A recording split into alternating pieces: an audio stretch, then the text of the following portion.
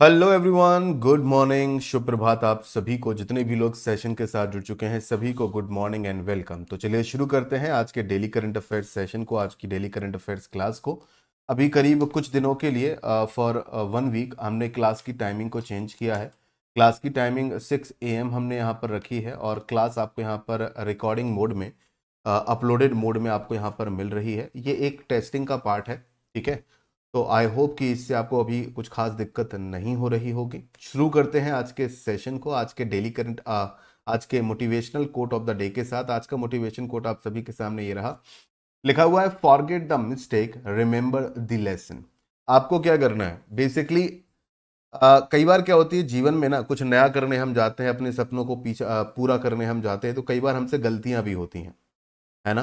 तो आपको क्या करना है, कुछ भी आपने नया किया हो, कुछ भी नया ट्राई किया हो, सपनों के पीछे आप भागे हो, आपने अपनी लाइफ को एक नए मुकाम पर ले जाने की कोशिश की हो, और अगर आप उसमें असफल रहे हो, आपने कोई गलती करी हो, तो कोई दिक्कत वाली बात नहीं है, आप गलती को भूल जाइए। लेकिन उस गलती से आपने जो पाठ सीखा है, आपने जो लेसन सीखा है, वो हमेशा याद रखिए, वो हमेशा जीवन में काम आएगा। ठीक है। हम इंसान हैं, गलतियां हम सबसे होती हैं, लेकिन गलतियों से सीखना भी बेहद ज़रूरी है, ताकि जीवन में वो गलती दोबारा ना हो, क्योंकि दोबारा अगर वही गलती आप करते हैं तो फिर वो गलती नहीं, गुनाह होता है। लास्ट सेशन में मैंने आप सभी से 3 प्रश्न आपसे यहाँ पर पूछे थे। पहला क्वेश्चन ये था कि who has been appointed as the chairperson of the 23rd law commission. Second question ये था कि रिसेंटली किस भारतीय राज्य में ऑफिशियली डीपीएस फ्लैमिंगो लेक को एक कंजर्वेशन रिजर्व के तौर पर अप्रूव किया गया है। और तीसरा क्वेश्चन जो लास्ट सेशन के होमवर्क में मैंने आपको दिया था कि शहनाई को रिसेंटली जीआई टैग मिला है किस शहर में। तो इस क्वेश्चन की अगर मैं बात करूं तो लगभग काफी सारे स्टूडेंट्स ने बिल्कुल सही जवाब दिए हैं। बाल किशन कुमार जी ने बिल्कुल सही जवाब दिया है, दिनेश माहेश्वरी, नवी मुंबई महाराष्ट्र, और बनारस में जीआई टैग मिला है आपका शहनाई को। झुम्पा ने भी यहाँ पर बिल्कुल सही जवाब यहाँ पर दिए हैं, वेरी गुड डियर। मौसमी भट्टाचार्य जी ने भी प्रश्नों का सही जवाब दिया है, वेरी गुड। स्मार्ट अविनाश ने भी प्रश्नों का बिल्कुल सही जवाब दिया, वेरी गुड एवरीवन। जितने भी लोगों ने आंसर दिए हैं, very good, very nice. Keep doing, keep going. आप आज के सेशन के लास्ट में भी आपको होमवर्क क्वेश्चन मिलेगा, तो कोशिश कीजिएगा कि आप सभी लोग प्रश्नों के आंसर करें, सभी लोग होमवर्क के आंसर कमेंट सेक्शन में करें, ठीक है। चलिए आज के पहले प्रश्न के साथ करते हैं सेशन की शुरुआत। पहला क्वेश्चन आप सभी के सामने, सुप्रीम कोर्ट जज नाम है justice Bhushan Ram Krishna Gavai, will be the next chief justice of India. तो justice Gavai will be the which number of chief justice of India. Supreme court के जो आपके जस्टिस हैं, न्यायाधीश हैं, नाम है इनका न्यायमूर्ति भूषण रामकृष्ण गवई, या फिर BR गवई शॉर्ट में। ये भारत के अगले मुख्य न्यायाधीश आपके यहाँ पर होंगे। तो न्यायमूर्ति गवई भारत के कौन से नंबर के CJI आपके यहाँ पर बनेंगे, कौन से नंबर के चीफ जस्टिस यहाँ पर होंगे? 51 नंबर के, 50, 52, 53, कौन से नंबर के न्यू CJI होंगे? तो ये भारत के 52वें नंबर के नए CJI बनेंगे, नए चीफ जस्टिस ऑफ इंडिया बनेंगे। तो बात करते हैं कि जो हमारे देश के CJI होते हैं, चीफ जस्टिस होते हैं, उनको कौन अपॉइंट करता है? तो देश की राष्ट्रपति, देश की राष्ट्रपति देश के सुप्रीम कोर्ट के सभी जजेस को और सुप्रीम कोर्ट के CJI को अपॉइंट करने का जो जिम्मेदारी है, जो पावर है, वो देश की राष्ट्रपति के पास है, जो कि है वर्तमान में द्रौपदी मुर्मू। द्रौपदी मुर्मू हमारे देश की 15th प्रेसिडेंट है, और हमारे देश की पहली ट्राइबल प्रेसिडेंट भी बनती हैं द्रौपदी मुर्मू। द्रौपदी मुर्मू संथाल कम्युनिटी या संथाल ट्राइबल कम्युनिटी से बिलोंग करती हैं। द्रौपदी मुर्मू का जो नेटिव प्लेस है वो मयूरभंज डिस्ट्रिक्ट उड़ीसा है। तो हमारी प्रेसिडेंट द्रौपदी मुर्मू ने जस्टिस गवई साहब को देश के अगले CJI के तौर पर नियुक्ति को अप्रूव आपके यहाँ पर कर दिया है। अपॉइंटमेंट 14 मई से लागू होगा, यानी कि 14 मई 2025 देश के नए CJI होंगे BR गवई साहब, और वो देश के 52वें नंबर के चीफ जस्टिस आपके यहाँ पर बन जाएंगे। वो किसे रिप्लेस करेंगे? तो अभी जो वर्तमान में आपके CJI हैं सुप्रीम कोर्ट के, वो हैं संजीव खन्ना साहब। संजीव खन्ना साहब 51वें CJI आपके यहाँ पर हैं, उनको रिप्लेस करेंगे BR गवई। ठीक है। 13 तारीख को उनका जो कार्यकाल है, 13 मई को वो आपका खत्म हो रहा है। तो आगे की जानकारी को थोड़ा सा इस तरीके से ग्राफिकल मोड में हम लोग समझने की कोशिश करते हैं, ग्राफिक्स के जरिए समझने की कोशिश करते हैं। तो आप अपनी नज़र स्क्रीन पर रखिएगा। अगर हम बात करते हैं सुप्रीम कोर्ट की, तो हमारे देश में जो वर्तमान सुप्रीम कोर्ट है, तो वर्तमान सुप्रीम कोर्ट की स्थापना 28 जनवरी 1950 को आपको यहाँ पर की गई थी। सुप्रीम कोर्ट की लोकेशन नई दिल्ली में है। सुप्रीम कोर्ट में टोटल नंबर ऑफ जजेस जो आपके हो सकते हैं वो 34 हो सकते हैं। यहाँ पर एक पॉइंट याद रखना है कि हमारे देश के सुप्रीम कोर्ट में टोटल नंबर ऑफ जजेस 33 हो सकते हैं मैक्सिमम, और एक हो जाएंगे आपके यहाँ पर सीजीआई, यानी कि सीजीआई को, चीफ जस्टिस ऑफ इंडिया को इंक्लूड करके मैक्सिमम नंबर ऑफ जजेस जो सुप्रीम कोर्ट में अपॉइंट हो सकते हैं वो 34 हो सकते हैं। तो चाहे सुप्रीम कोर्ट के जजेस हों या फिर सुप्रीम कोर्ट के चीफ जस्टिस हो, अपॉइंट करने की जिम्मेदारी या पावर किसके पास है? प्रेसिडेंट ऑफ इंडिया के पास है। हमारे देश के संविधान का संरक्षक कौन है? हमारे देश के संविधान का, कॉन्स्टिट्यूशन का गार्जियन सुप्रीम कोर्ट ही आपके यहाँ पर होता है। सुप्रीम कोर्ट हमारे देश के संविधान के आर्टिकल नंबर 124 में सुप्रीम कोर्ट के स्टैब्लिशमेंट से रिलेटेड प्रावधान है। तो क्वेश्चन अगर कभी भी एग्जाम में पूछा जाता है कि हमारे देश का सुप्रीम कोर्ट और सुप्रीम कोर्ट के स्टैब्लिशमेंट से रिलेटेड जो आपके प्रावधान है वो कहाँ है, या देश के संविधान के किस आर्टिकल में है, तो आर्टिकल नंबर 124 में सुप्रीम कोर्ट की स्थापना से संबंधित सारे के सारे प्रावधान हैं। हमारे देश में जो सीजीआई वगैरह आपके यहाँ पर बनते हैं उनकी रिटायरमेंट एज 65 ईयर होती है। इनका कोई फिक्स टर्म आपके यहाँ पर नहीं होता, कोई भी फिक्स कार्यकाल नहीं होता सीजीआई का। ये अपने पद पर बने रह सकते हैं जब तक कि इनका रिटायरमेंट ना हो जाए, या फिर ये रिजाइन आपका यहाँ पर ना कर दें। तो रिजाइन करने पर या फिर रिटायरमेंट एज पूरी होने पर सीजीआई अपने पद से हट जाते हैं। आगे बात कर लेते हैं हमारे देश के सबसे पहले यानी कि फर्स्ट सीजीआई कौन थे। तो देश के सबसे पहले चीफ जस्टिस जो आपके थे वो थे जस्टिस एस जे कनिया, जो कि 1950 से लेकर 1951 तक सुप्रीम कोर्ट के पहले चीफ जस्टिस थे। तो ये रही तस्वीर भारत के पहले सीजीआई की, जस्टिस एच जे कनिया। सेकंड आपको एक नाम याद रखना है, वो है जस्टिस वी चंद्रचूड़।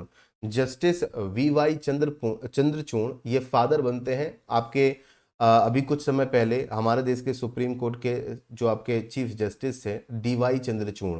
तो चंद्रचूड़ के पिता थे चंद्रचूड़। तो चंद्रचूड़ 1978 से लेकर 1985 तक, यानी कि करीब 7 सालों तक, फॉर 7 इयर्स ये सुप्रीम कोर्ट के क्या रहे? सीजीआई रहे। तो लॉन्गेस्ट टेनर इनका यहाँ पर रहा। तो हमारे देश में सबसे लंबा कार्यकाल या सबसे लॉन्गेस्ट जो टेनर आपके यहाँ पर बनेगा सीजीआई का, सबसे लंबा कार्यकाल किस सीजीआई का रहा, किस चीफ जस्टिस का रहा? तो जस्टिस चंद्रचूड़। तो यहाँ पर एक सवाल ये भी उठेगा कि सबसे छोटा कार्यकाल किस सीजीआई का रहा? तो मात्र 17 दिनों के लिए देश के चीफ जस्टिस बने थे नवंबर 1991 में। सीजीआई का नाम था कमल नारायण सिंह। ये मात्र 17 दिनों के लिए देश के चीफ जस्टिस थे। काफी प्रसन्न नजर आ रहे हैं तस्वीरों में। तो ये रहे कमल नारायण सिंह की तस्वीर, मात्र 17 दिनों के लिए देश के चीफ जस्टिस। तो सबसे जो शॉर्टेस्ट टेन्योर था वो इनका था। सबसे लंबा कार्यकाल था चंद्रचूड़, ये फादर थे चंद्रचूड़ के, जो भारत के सीजीआई आपके यहाँ पर रह चुके हैं अभी हाल ही में। ठीक है, तो ये सारे फैक्ट्स एग्जाम के पॉइंट ऑफ व्यू से इंपॉर्टेंट है। तो अगर ये सारे फैक्ट्स क्लियर रहे हो और इन्फॉर्मेशन पसंद आए, सेशन पसंद आए, तो सेशन को लाइक यहाँ पर ज़रूर कर दीजिएगा। आप में से कोई भी स्टूडेंट अगर ऐसा है जिसने अभी तक टेलीग्राम चैनल को ना ज्वाइन किया हो, तो करंट अफेयर्स बाय अंकित गुप्ता करके आपको टेलीग्राम चैनल मिल जाएगा अगर आप सर्च करोगे। ठीक है, तो आप टेलीग्राम चैनल को भी ज्वाइन कर सकते हैं, और टेलीग्राम चैनल के अलावा आप चाहें तो व्हाट्सएप चैनल को भी ज्वाइन कर सकते हैं अपडेट्स के लिए। टेलीग्राम चैनल और व्हाट्सएप चैनल की लिंक आपको वीडियो के नीचे डिस्क्रिप्शन में भी मिल जाएगी। तो वीडियो के नीचे डिस्क्रिप्शन से आप टेलीग्राम चैनल और व्हाट्सएप चैनल दोनों की लिंक पर क्लिक करके उसे ज्वाइन कर सकते हैं, जहां से आपको पीडीएफ वगैरह की अपडेट्स मिल जाएंगी। चैनल पर नए हैं तो चैनल को सब्सक्राइब कर लीजिएगा इसी तरह के और वीडियोस के लिए। Next question, question number second, trends in world military expenditure report is published by which organisation? तो विश्व सैन्य व्यय प्रवृत्ति रिपोर्ट किस संगठन के द्वारा प्रकाशित की जाती है? Trends in world military expenditure report, इसे सिपरी यानी कि Stockholm International Peace Research Institute publish करता है, वर्ल्ड बैंक पब्लिश करता है, इंटरनेशनल मॉनेटरी फंड पब्लिश करता है, या फिर यूनाइटेड नेशन इस रिपोर्ट को पब्लिश करता है? तो सही जवाब है सिपरी, यानी कि Stockholm International Peace Research Institute इस क्वेश्चन का बिल्कुल सही जवाब बनेगा। तो चलिए इस रिपोर्ट पर डालते हैं डिटेल में एक नजर। तो trends in world military expenditure report important है एग्जाम के पॉइंट ऑफ व्यू से। तो 2024 का एडिशन रिसेंटली पब्लिश हुआ है। 2024 edition of trends in world military report, इसे रिसेंटली पब्लिश किया गया है सिपरी के द्वारा, यानी कि Stockholm International Peace Research Institute के द्वारा इसे जारी किया गया है।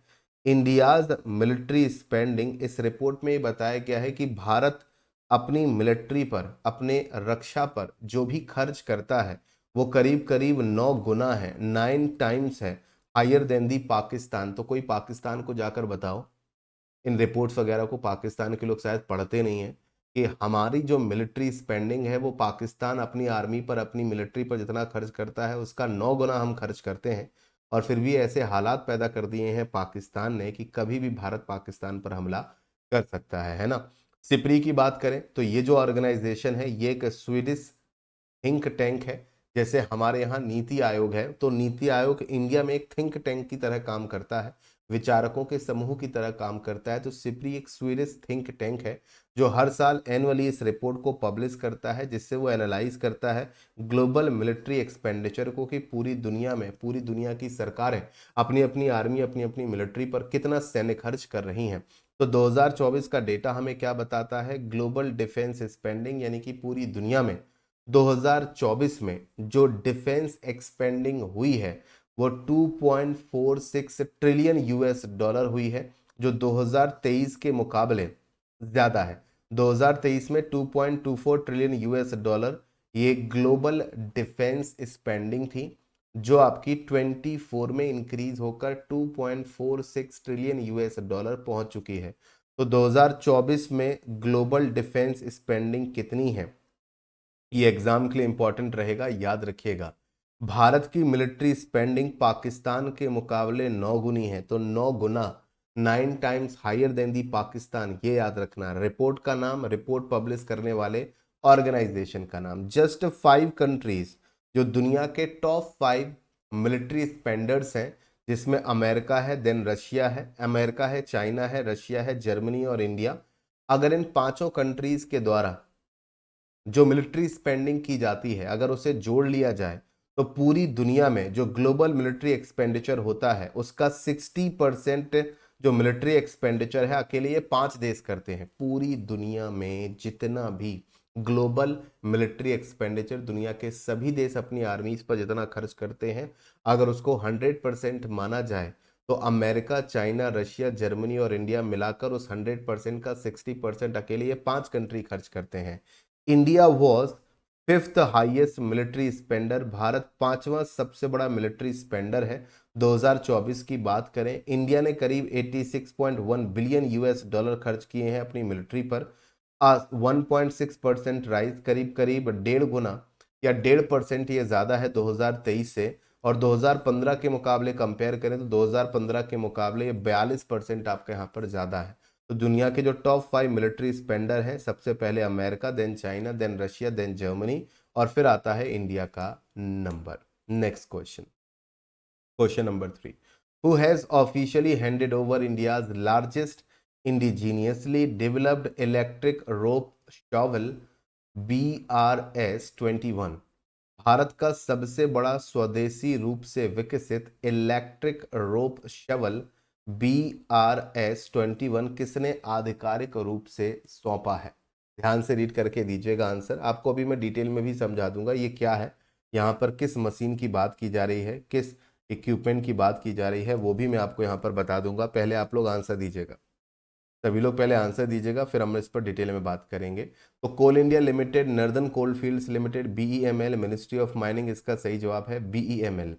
आप यहाँ पर साइड में एक मशीन देख रहे हैं, ये मशीन, तो स्टेट ऑन्ड जो सरकारी कंपनी है BEML has officially handed over, इसने ऑफिशियली हैंड ओवर कर दिया है भारत का सबसे बड़ा स्वदेशी तौर पर विकसित, यानी कि इस मशीन को इंडिया में ही बनाया गया है। ये जो मशीन आपको दिख रही है इलेक्ट्रिक रोप शवल मशीन है आपकी, ये इलेक्ट्रिक रोप शवल, इसका नाम है BRS-21 और इसे सौंप दिया गया है नॉर्दर्न कोलफील्ड्स लिमिटेड को। तो फाइनली भारत की सबसे बड़ी स्वदेशी तौर पर निर्मित इलेक्ट्रिक रोप शवल मशीन किसे मिली है? नॉर्दर्न कोलफील्ड्स लिमिटेड को मिली है। किसने इसे डेवलप किया है? BEML ने इसे डेवलप किया है। ठीक है, तो नॉर्दर्न कोलफील्ड्स लिमिटेड किसकी सहायक कंपनी है? ये कोल इंडिया की ही सहायक कंपनी बनती है। ये जो मशीन आपको यहाँ पर दिख रही है BRS-21 शवल, इसका जो भार है वो 720 टन की ये मशीन है और ये मशीन 21 क्यूबिक मीटर का इसका बॉटम डंप बकेट है। मतलब कि जब आपने देखा होगा खदानों वगैरह में जो कोयला वगैरह ढोना होता है, तो इस मशीन से आसानी से काफी बड़ी मात्रा में जो कोयला है वो हम यहाँ पर निकाल कर इसे ट्रकों में भर सकते हैं, making it one of the most capable shovels globally for large scale open cast mining. जब माइनिंग खुले में होती है, खुली खदान आपकी यहाँ पर होती है इस तरीके से, तो वहां पर क्या होता है, ट्रकों वगैरह में खदान के माइनिंग के सामान को भरने के लिए इन मशीनों का इस्तेमाल होता है। तो ये अब तक की भारत की सबसे बड़ी इलेक्ट्रिक रोप शवल मशीन है जो माइन वगैरह में यूज होती है। ठीक है, next question. The government of India has recently launch the fifth marine census, accompanied by the introduction of a mobile application for digital based data collection. So what is the name of the mobile application? तो भारत सरकार ने recently 5वीं समुद्री जनगणना शुरू कर दी है और साथ ही इस जनगणना के लिए डिजिटल आधारित डेटा संग्रह करने के लिए एक मोबाइल एप्लीकेशन भी शुरू की है। तो आपको मोबाइल एप्लीकेशन का नाम बताना है। Indian government has launch the fifth marine census. Bharat सरकार ने 5वीं समुद्री जनगणना शुरू कर दी है और उसमें डिजिटल डेटा कलेक्शन के लिए मोबाइल एप्लीकेशन लॉन्च की है जिसका नाम है व्यास नाव। इसका नाम क्या है? व्यास नाव। इस मोबाइल एप्लीकेशन का नाम option number D. Last time जब इंडिया में मरीन सेंसस हुआ था तो वो 2016 में हुआ था और अब हो रहा है 2025 में। कोची बेस्ड जो कंपनी है, नाम है कोची बेस्ड जो इंस्टीट्यूट है central machine fisheries Research institute, उसके द्वारा व्यास नाव एप्लीकेशन को डेवलप किया गया है। इसका फुल फॉर्म बनता है विलेज जेटी अप्रेजल नेविगेटर। तो इसका जो फुल फॉर्म है वो एग्जाम के पॉइंट ऑफ व्यू से इंपॉर्टेंट बनता है। एग्जाम में पूछा जा सकता है ऐप के बारे में, ऐप के फुल फॉर्म के बारे में, तो ये नोट कर लीजिएगा। ये जो जनगणना हम कर रहे हैं समुद्री जनगणना, supervisor will be use the Vyas now application. तो इस पूरी जनगणना को सुपरवाइज कौन करेगा? ये ऐप करेगी, जिसमें हम क्या करेंगे, फिशिंग विलेजेस को वेरीफाई करेंगे, फिशिंग लैंडिंग सेंटर्स को वेरीफाई करेंगे, फिशिंग हार्बर्स को वेरीफाई करेंगे और इन सारे चीज़ों को वेरीफाई करने के लिए डिजिटल डेटा के लिए इस एप्लीकेशन का इस्तेमाल आपका यहाँ पर होगा। इंडिया में फिफ्थ यानी कि 5वीं बार मरीन सेंसस आपका यहाँ पर कंडक्ट किया जा रहा है, इज बीइंग कोऑर्डिनेटेड बाय। तो इसमें department of fisheries of union ministry of fisheries, तो हमारे देश का जो मत्स्य मंत्रालय है, मिनिस्ट्री ऑफ फिशरीज है, उनका जो विभाग है डिपार्टमेंट ऑफ फिशरीज, वो शामिल है। Animal husbandry and dairying department भी आपका इसमें शामिल है। Central Marine Fisheries Research Institute ये एक नोडल एजेंसी है for implementing the marine fisheries census in 9 coastal state. Bharat के टोटल 9 ही ऐसे राज्य हैं जो आपके समुद्र के साथ टच होते हैं, 9 के अलावा कोई नहीं है। ये 9 राज्य कौन से हैं वो मैं आपको मैप पर दिखा देता हूँ, इससे आपको समझाने में और बताने में हेल्प मिलेगी। ठीक है, इससे आपको थोड़ा सा पिक्चर फॉर्म में समझने में भी आपको यहाँ पर मदद मिलेगी। तो ये है इंडिया का मैप। तो इंडिया के मैप पर टोटल 9 स्टेट्स आपके यहाँ पर कौन कौन से हैं जो कि समुद्र को आपका यहाँ पर टच करते हैं।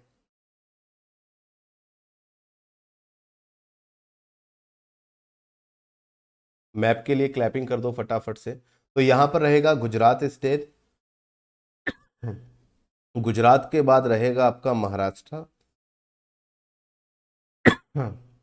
महाराष्ट्र के बाद रहेगा गोवा, कर्नाटका और केरला।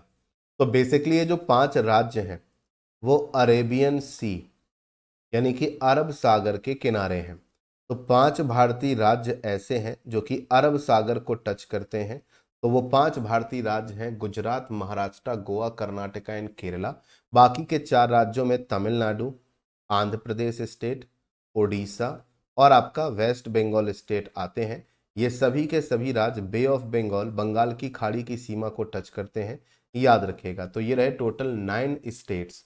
तो ये टोटल जो 9 स्टेट्स आपके यहाँ पर हैं, टोटल जो 9 कोस्टल स्टेट्स हैं, तो क्योंकि ये तटीय राज्य हैं, तो इन तटीय राज्यों के किनारे समुद्री जो सेंसस है वो आपका कंडक्ट किया जाएगा। तो जो आपकी नोडल एजेंसी है Central marine fishery research institute, तो इस सेंसस को कंडक्ट कराने के लिए वो नोडल एजेंसी आपकी यहाँ पर बनेगी। ठीक है, चलिए आगे बढ़ते हैं नेक्स्ट क्वेश्चन की तरफ। मुझे इस क्वेश्चन के लिए भी हाइड होना होगा क्योंकि क्वेश्चन थोड़ा लेंदी है। The government, question number 6, the government has announced Gyan Post, a new service to make the delivery of educational, social, cultural, and religious books more affordable through the post offices across the country. So, which organization is responsible for launching the Gyan Post service? सरकार ने देश भर के डाकघरों के माध्यम से शैक्षिक, सांस्कृतिक, सामाजिक और धार्मिक पुस्तकों की डिलीवरी और अधिक किफायती बनाने के लिए देश में एक नई सेवा ज्ञान पोस्ट की घोषणा की है। ज्ञान पोस्ट सेवा शुरू करने की जो जिम्मेदारी है वो किस संगठन की है? अब क्योंकि यहाँ पर डाकघरों के माध्यम से सर्विस हो रही है तो बट ऑब्वियस है कि इंडियन पोस्ट या इंडिया पोस्ट, भारतीय डाक इसके लिए जिम्मेदार होगा। B option is the right answer here. तो चलिए इस सर्विस के बारे में जान लेते हैं। जो आपकी एजुकेशनल बुक्स आप कहीं पर भी डिलीवर करा सकते हैं। तो यहाँ पर अगर हम इसकी बात करें तो आपके एजुकेशनल बुक्स, समाज से related books, cultural books, religious books आप देश के किसी भी कोने में क्या कर सकते हैं, अपने घर से या पोस्ट ऑफिस से किसी भी कोने में ट्रांसफर करा सकते हैं, ट्रांसपोर्ट करा सकते हैं बहुत ही लो कॉस्ट में। तो इसके लिए ज्ञान पोस्ट सर्विस शुरू की है हमारे देश के डाक विभाग ने। ये सर्विस आपकी आज से यानी कि 1 मई से शुरू हो जाएगी। इस सर्विस को डिजाइन किया गया है टू सपोर्ट द लर्निंग, ताकि सीखने को बढ़ावा मिले, नॉलेज शेयरिंग को बढ़ावा मिले। ज्ञान post offers affordable options for sending books, तो बुक सेंड करने के लिए आपको अफोर्डेबल ऑप्शंस मिल जाते हैं। एंड प्रिंटेड एजुकेशनल मटेरियल भी आप भेज सकते हैं, जो हमारे देश का जो डाक विभाग है, डाक नेटवर्क है, उसके माध्यम से कहीं पर भी आप इसे सेंड कर सकते हैं। Next question, which Indian state has become the first to implement an AI-based real-time alert system for forest management? तो कौन सा भारतीय राज्य वन प्रबंधन के लिए आर्टिफिशियल इंटेलिजेंस बेस्ड वास्तविक समय चेतावनी प्रणाली लागू करने वाला पहला राज्य आपका यहाँ पर बन गया है? महाराष्ट्र, एमपी, केरला और उत्तराखंड। सही जवाब है एमपी। मध्य प्रदेश मत भूलिएगा कि एमपी में ही भारत का सबसे बड़ा जो लार्जेस्ट फॉरेस्ट कवर है इंडिया में, इंडिया में जो लार्जेस्ट फॉरेस्ट कवर है वो एमपी का ही है। तो आर्टिफिशियल इंटेलिजेंस सिस्टम को यूज किया जाएगा और फॉरेस्ट डिपार्टमेंट इसका इस्तेमाल करेगा टू डिटेक्ट लैंड इंक्रोचमेंट। तो कहीं ऐसा तो नहीं कि जंगल की जमीन पर लोगों ने अतिक्रमण कर लिया हो, या जंगल की जमीन का लोग इस्तेमाल कर रहे हो, या फिर लैंड यूज चेंज हुआ हो, या फिर जंगल की कटाई हुई हो, जंगल को अवैध तरीके से काटा गया हो। इन सारी जानकारियों के लिए एआई का इस्तेमाल होगा and this system is being implemented. अभी इसे पायलट प्रोजेक्ट के तौर पर इम्प्लीमेंट किया जाएगा। बहुत ही 5 बहुत ही सेंसिटिव फॉरेस्ट डिवीजन है, जिसमें शिवपुरी, गुना, विदिशा, बुरहानपुर और खंडवा का रीजन शामिल है, which have reported several encroachment, जहां से शिकायतें मिली हैं कि जंगल की जमीन का वहां पर अधिग्रहण या यूं कहें कि अतिक्रमण किया जा रहा है, उसका इस्तेमाल किया जा रहा है और यहाँ पर पेड़ गिराए जा रहे हैं, पेड़ों की कटाई हो रही है। तो यहाँ पर AI based real time forest alert system MP शुरू करने जा रहा है, जिसका इस्तेमाल आगे चल के दूसरे भारतीय राज्य भी कर पाएंगे। Question number 8, what is the new deadline set by the reserve bank of India for banks to comply with the Bureau of Indian Standards BIS regulations for note shorting machines? तो नोट शॉर्टिंग मशीन्स के लिए भारतीय मानक bureau के नियमों का अनुपालन करने के लिए बैंकों के लिए आरबीआई के द्वारा निर्धारित नई समय सीमा क्या है? जो नोट शॉर्टिंग मशीन्स हैं, तो बीआईएस के रेगुलेशंस के अकॉर्डिंग इन मशीनों को अपग्रेड करना है। इसके लिए नई डेडलाइन है आपकी यहाँ पर 1 नवंबर 2025 की। अगर आपके मन में ये डाउट आ रहा है कि सर ये नोट शॉर्टिंग मशीन्स क्या होती हैं, आप बैंक अगर गए हो तो बैंकों में आप लोगों ने कई बार जो पैसे गिनने वाली मशीन देखी होगी, यही मशीन नोट शॉर्टिंग मशीन कहलाती है। कई बार ये मशीन नकली नोट वगैरह भी पता लगा लेती है। तो रिवाइज्ड इम्प्लीमेंटेशन टाइमलाइन, तो टाइमलाइन को यहाँ पर रिवाइज किया गया है और नई टाइमलाइन है 1 नवंबर 2025 तक। जो ब्यूरो ऑफ इंडियन स्टैंडर्ड्स हैं उनके रेगुलेशंस को, उनके रूल्स को एक तरीके से क्या करना है, कंप्लीट करना है due to challenges raise by the banks, क्योंकि बैंकों के सामने नई नई चुनौतियां आ रही हैं। अब ये जो नए स्टैंडर्ड्स हैं, नए क्वालिटी स्टैंडर्ड्स हैं, specify the performance and safety requirement of note sorting machines. तो ये जो नए अपडेट्स हम कर रहे हैं, नए स्टैंडर्ड्स को अपना रहे हैं, इससे क्या होगा, मशीन की क्वालिटी इंप्रूव होगी, है ना, उसकी परफॉर्मेंस बेहतर होगी, सेफ्टी रिक्वायरमेंट बेहतर होंगी, क्योंकि आज के टाइम पे नए नए फ्रॉड्स या नई नई चीज़ें सामने आती हैं।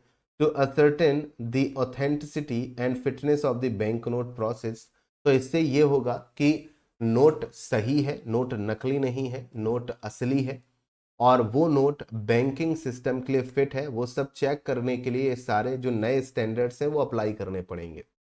तो समय के साथ हमें मशीन में भी बदलाव करने हैं, ठीक है। तो ये इन रिक्वायरमेंट्स की बात करें तो इसमें जो क्राइटेरिया है, specified in such guideline issued by the RBI for time to time, जैसे कि नोट स्वेलिंग है, लिम्पनेस है, डॉग ईयर्स है, टीयर्स, होल्स एंड स्ट्रेन्स, मतलब जो गंदा नोट है, ढीला ढाला नोट है, टेढ़ा मेढ़ा फटा हुआ नोट है, नोट में छेद है, दाग है, लिखा हुआ है सोनम गुप्ता बेवफा, इस तरीके की चीज़ें लिख देते हैं लोग आजकल नोटों पे, जाने क्या क्या लिख देते हैं, है ना। मुझे भाग मतलब मेरी शादी होने वाली है, फलाना ढिकाना मुझे ले जाओ, तो नोटों को पता नहीं पत्र समझ लेते हैं, है कि नहीं। नोट पर सिलवटें हैं, तो मतलब नोट क्या बैंकिंग सिस्टम के लिए लायक है, कहीं नोट नालायक तो नहीं है, मतलब वो चलने लायक तो नहीं है। तो वो सब हमें शॉर्टिंग मशीनों से पता चल जाएगा। तो इसमें लेटेस्ट अपडेट्स किए जा रहे हैं और इन अपडेट्स की जो टाइमलाइन है, उनकी जो डेडलाइन है वो 1 नवंबर 2025 है। Which these machine must be able to detect adequately while processing the bank notes. तो इन सारी चीज़ों को मशीन आइडेंटिफाई कर लेती है। जब जो बैंक नोट है मशीन में डाला जाता है तो मशीन इन सारी चीज़ों को या इन प्रॉब्लम्स को आइडेंटिफाई कर लेती है। Next question, Madhusudan Sai, who was recently awarded the prestigious Companion of the Order of Fiji for his humanitarian efforts, is from which Indian state? Madhusudan Sai, जिन्हें हाल ही में उनके मानवीय प्रयासों के लिए प्रतिष्ठित companion of the order of Fiji से सम्मानित किया गया, वह किस भारतीय राज्य से बिलोंग करते हैं? उनकी तस्वीर आपके सामने, किस इंडियन स्टेट से बिलोंग करते हैं मधुसूदन साई जी? सही जवाब इस क्वेश्चन का रहेगा सी ऑप्शन, कर्नाटका स्टेट। तो कर्नाटका से बिलोंग करते हैं, मानवता प्रयासों के लिए काम करते हैं, एक ह्यूमैनिटेरियन है, नाम है इनका मधुसूदन साई। इन्हें फिजी का हाईएस्ट सिविलियन ऑनर दिया गया है, companion of the order of the Fiji से ये सम्मानित हुए हैं। तो फिजी के जो प्रेसिडेंट हैं रातू नेकामा लाला बालावू, लाला लाला बलावू, उनके द्वारा, प्रेसिडेंट है रातू नकामा लाला बलावू के द्वारा उनको यह सम्मान दिया गया। तो फिजी के स्टेट हाउस में उनको यहाँ पर ये सेरेमनी में मतलब वहां पर सम्मानित किया गया। Madhusudan Sai receive the award for his contribution. ठीक है, ये बात तो समझ में आ गई कि मानवतावादी व्यक्ति हैं भाई, लोगों की मदद करते हैं, समाज के लिए काम करते हैं, ठीक है। स्पेशली अगर हम लोग बात करें तो उनका जो हेल्थ केयर सेक्टर के लिए कंट्रीब्यूशन है, बेसिकली उसके लिए उन्हें ये अवार्ड दिया गया है। तो श्री सत्य साई संजीवनी चिल्ड्रंस हॉस्पिटल जो फिजी में उन्होंने स्टैब्लिश किया है, उनके प्रयासों से स्टैब्लिश हुआ है, जिससे फिजी के लोगों को काफ़ी हेल्प मिल रही है हेल्थ में। तो इसके लिए उनको बेसिकली इस सम्मान से सम्मानित किया गया है। Next question, question number 10, according to the World Bank how many people in India were lifted out of extreme poverty between 2011 to 21? विश्व बैंक के अनुसार 2011 से लेकर 2021 के बीच में, इन 10 सालों के बीच में भारत में कितने लोग अत्यधिक गरीबी से बाहर निकल गए हैं? अब वो अत्यधिक गरीबी, एक्सट्रीम पॉवर्टी में नहीं आते, उससे आगे निकल गए हैं, मतलब अब वो थोड़ा उनकी कंडीशंस बेहतर हुई हैं। तो करीब करीब भारत ने इन 10 सालों में 170 मिलियन लोगों को अत्यधिक गरीबी से बाहर निकाला है, एक्सट्रीम पॉवर्टी से बाहर निकाला है।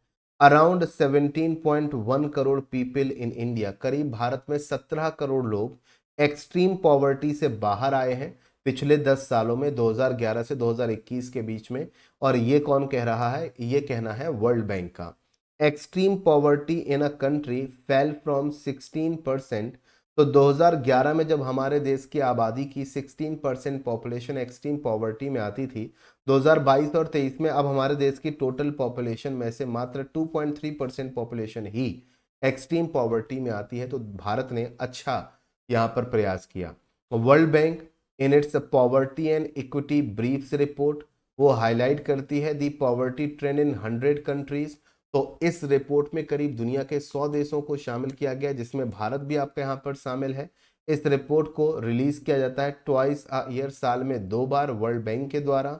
और इस रिपोर्ट में यह भी कहा गया है कि रूरल एरियाज की जो एक्सट्रीम पॉवर्टी है वो 2011 और 12 में देश के ग्रामीण क्षेत्रों में करीब 18.4% वो पॉपुलेशन एक्सट्रीम पॉवर्टी में आती थी, जो 2022 और 23 में घटकर 2.8% रह गई।